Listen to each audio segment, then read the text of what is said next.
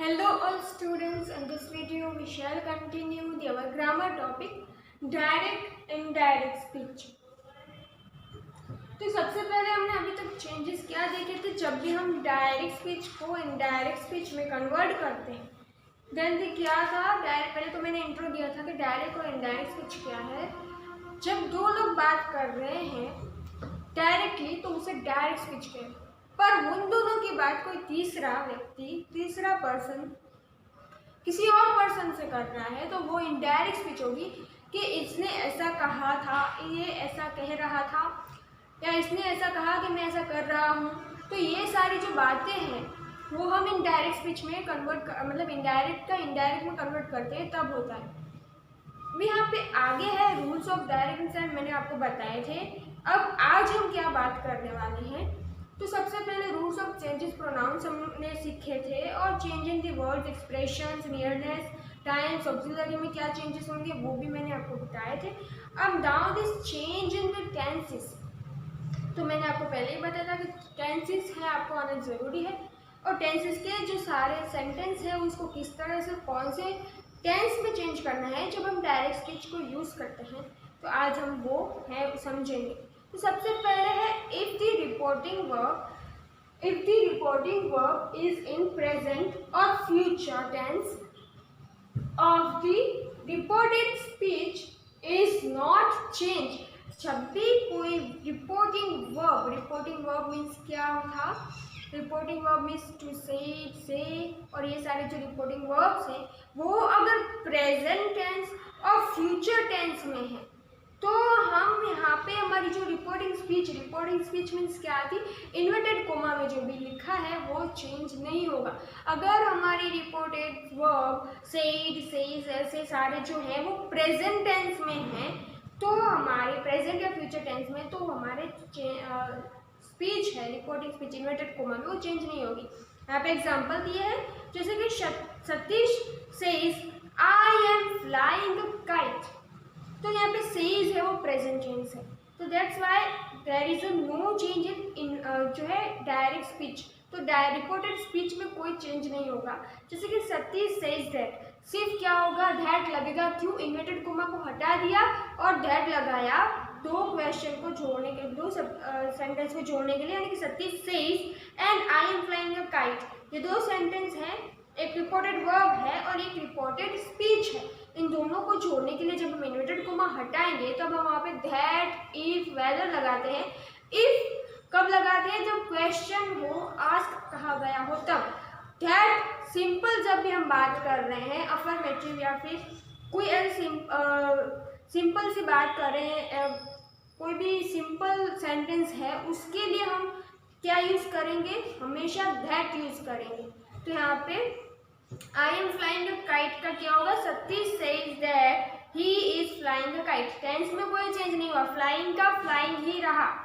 फिर Satish will say I want a glass of milk, I want a glass of milk, reported verb क्या है, Satish will say, तो यहाँ पे सतीश विल से क्या है, फ्यूचर टेंस है, तो यहाँ पे कोई चेंज नहीं होगा कि उसे कहना था, मतलब वो कहेगा, क्या कहेगा, that he vents a glass of milk, यहाँ पे वेंट्स का वांट का क्या हुआ, वेंट्स हुआ सिर्फ, और अ ग्लास ऑफ मिल्क, यहाँ पे वांट का वेंट्स क्यों हुआ, वांट का वांट्स इसलिए हुआ, हमने एस इसीलिए पीछे लगाया क्योंकि अब थर्ड पर्सन आ गया। मैंने आपको बताया है कि जब भी हम सिंपल प्रेजेंट टेंस का third person affirmative sentence use करते हैं तब हम राइट या फिर कोई भी वर्ब हो, ड्रिंक हो या वांट्स हो, उसके पीछे एस लगेगा। जब भी थर्ड पर्सन अफर्मेटिव सेंटेंस में थर्ड पर्सन यूज होता है तब उसके वर्ब के पीछे एस लगता है हमेशा।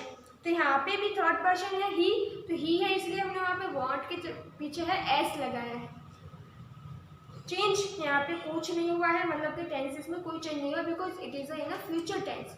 तो यहाँ पे याद ये रखना है कि कोई भी सेंटेंस में रिपोर्टेड वर्ब जब भी फ्यूचर या प्रेजेंट टेंस में दी गए होंगे या फिर सेज है या आई विल से, ऐसे कोई भी रिपोर्टेड वर्ब दिए गए हैं तो डायरेक्ट से इनडायरेक्ट करते वक्त जो हमारे टेंसेस है उसमें कोई चेंज नहीं आएगा। चेंज कहाँ आएगा, इन्वर्टेड कोमा हट जाएंगे, उसकी जगह पे दैट लगेगा एंड आगे उसके जो हमारे प्रोनाउन है उसमें चेंज होगा।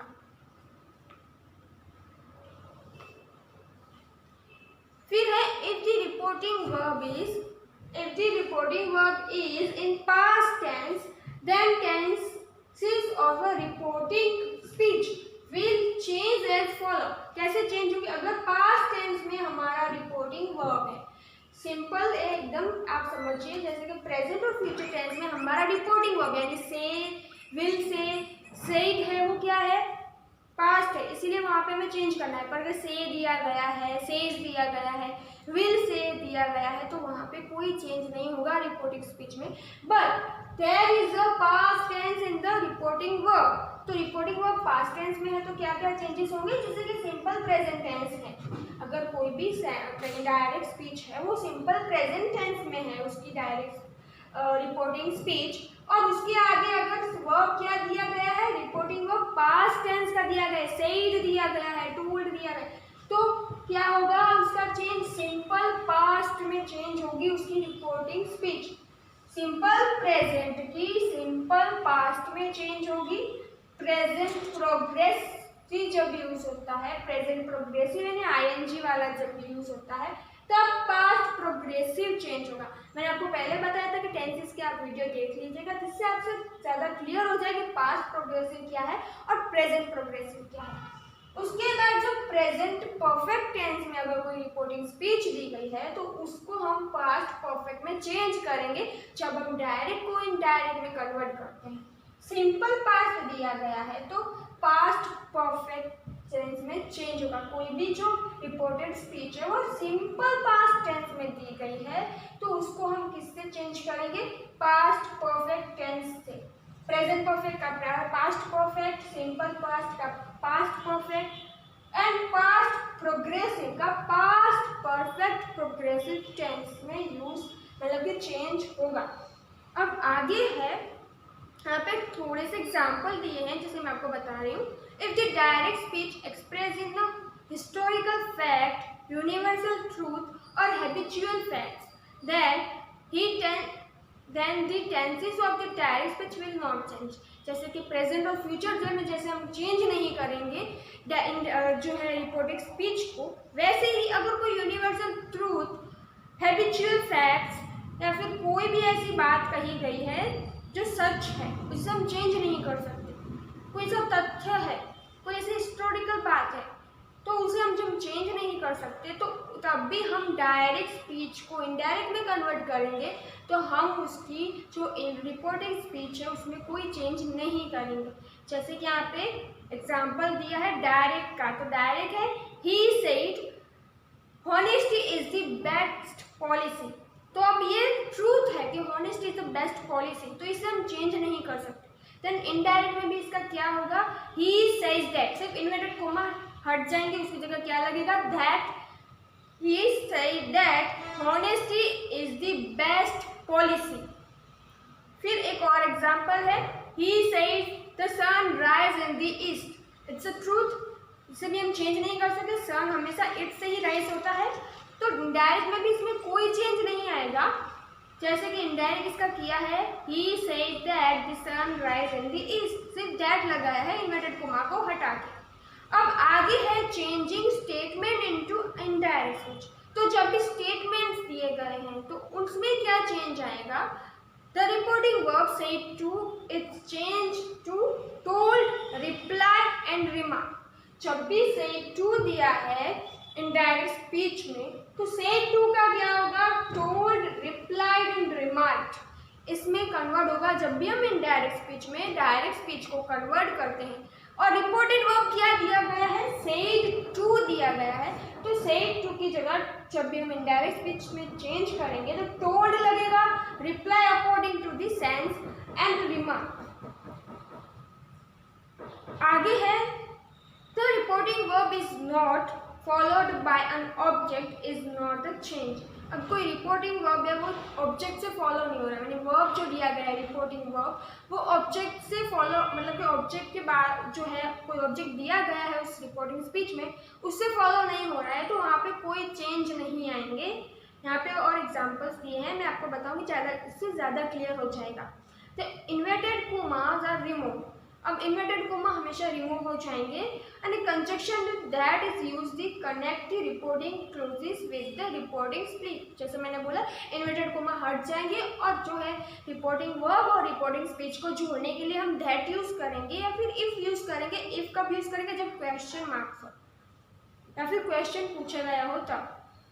The rules of the change in pronouns, tenses and etc. are followed। और यहाँ पे कुछ एग्जाम्पल दिए हैं, उस एग्जाम्पल में सारे चेंजेस हैं, जैसे कि प्रोनाउंस को चेंज किया है, टेंस को चेंज किया है, प्रोनाउन को चेंज किया है, या वहाँ पे जो सेंस है उसको किस तरह से इनडायरेक्ट में चेंज किया है उसकी बात हम मतलब इस एग्जाम्पल में दी गई है। तो यहाँ पे आपको ज़्यादा क्लियर होगा। जैसे कि डायरेक्ट क्या है? Ramu said I show a lion in the forest। Indirect क्या होगा इसका? Ramu said that he had seen a lion in the forest। अब क्या क्या चेंज आया? सबसे पहले रामू said का वही रहा क्योंकि वहाँ पे said है, said to होता तो told, reply या remark में चेंज हो जाता, पर यहाँ पे said है तो हम उसमें कोई चेंज नहीं करेंगे, पर रिपोर्टेड स्पीच में चेंज होगा। क्या चेंज होगा? देखिए यहाँ पे दिया गया है I का he, यानी प्रोनाउन जो है वो चेंज हो गया, फर्स्ट पर्सन से थर्ड पर्सन में चेंज हो गया। हैड सीन यहाँ पे क्यों दिया गया है? आई सो लिया गया है। देखिए सिंपल पास्ट, जब पास्ट प्रोग्रेसिव टेंस दिया है तो पास्ट प्रोग्रेसिव का क्या होगा? Past perfect progressive. और जब सिंपल पास्ट दिया गया तो यहाँ पे सिंपल पास्ट दिया गया है, जो है हमारा सेंटेंस है उसमें आई शो, तो आई शो है सिंपल पास्ट है, तो सिंपल पास्ट का चेंज किस में करना है? पास्ट प्रेजेंट में। तो आपको पास्ट प्रेजेंट के जो भी स्ट्रक्चर है वो आपको याद होना चाहिए, उस स्ट्रक्चर में आप इस पूरे सेंटेंस को चेंज करना है आपको। तो कैसे चेंज किया है? He had seen a lion in the forest, यहाँ पे चेंज हो गया, शो का हैड सीन हो गया यहाँ पे, एंड दी बाकी का जो ऑब्जेक्ट है वो वैसे ही रहा। फिर दूसरा एग्जाम्पल है, देन डायरेक्ट ये है कि सतीश सेड टू मी, अब यहाँ पे सेड टू है तो देखिए इसमें कैसे चेंज होगा? I am very happy here, तो इनडायरेक्ट क्या होगा? Satish told me that he was very happy. He was क्यों हुआ? आई एम दिया है, आई फर्स्ट पर्सन है उसको हम थर्ड पर्सन में चेंज करेंगे यहाँ पे, तो यहाँ पे ही आई का ही हुआ, and am it's a simple present tense, तो एम का सिंपल प्रेजेंट टेंस जब भी हम प्रेजेंट प्रोग्रेसिव का जब यूज करते हैं या फिर सिंपल प्रेजेंट का यूज करते हैं तो सिंपल पास्ट में चेंज हो जाएगा। तो सिंपल पास्ट में चेंज हुआ है ही वॉज, एम की जगह पे क्या लगा है? वॉज, और आर होता तो वेयर होता, आर की जगह हम वर्ड लगाएंगे एंड एम इज आर की जगह, एम इज की जगह हम लगाएंगे वॉज।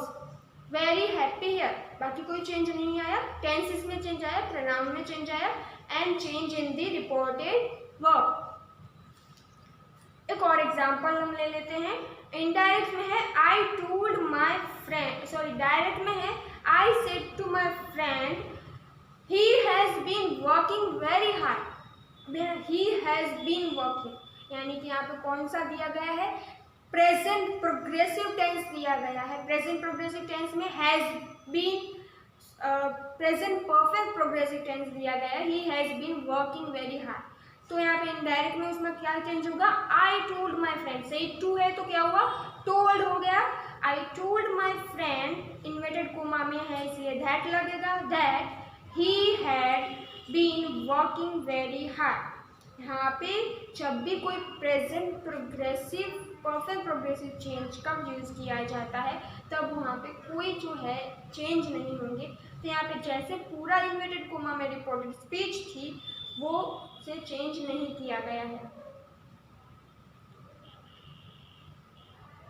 तो हमारा जो ये changes in pronouns and changes in statement and changes in tense, यहाँ पे आज के 2 पॉइंट हमने कवर कर लिए। आगे का जो चेंज इन इंट्रोगेटिव सेंटेंस में कैसे चेंज करना है, कोई और रिक्वेस्ट हो या फिर एडवाइस हो, ऐसे सेंटेंस को कैसे इनडायरेक्ट में चेंज करना है वो हम नेक्स्ट वीडियो में पढ़ेंगे। तब तक के लिए have a nice day, thank you and take care.